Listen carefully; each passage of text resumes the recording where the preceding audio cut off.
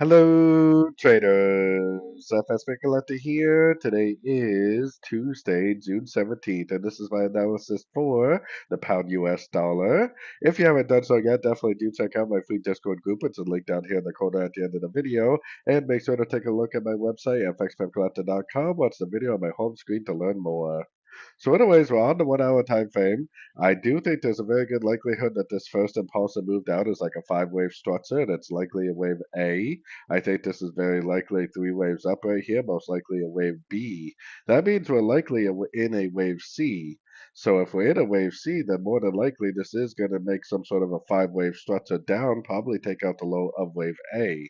If it does take out the low of wave A, the first thing I would do is show my Fibonacci retracement on this whole move up right here, because that is likely going to be an ABC crescent to the last impulsive move up, and likely it will take out the low of wave A, bounce from a Fibonacci level, and end up continuing the higher time frame uptrend.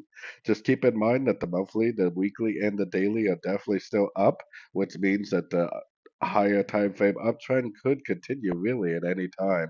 Most wave C's do take out the low of wave A, but they definitely don't always. Sometimes you get a higher high wave C. So just keep in mind the higher time frames are definitely still in an uptrend. So anyways, don't forget to like and subscribe. And as always, thank you for watching and happy trading.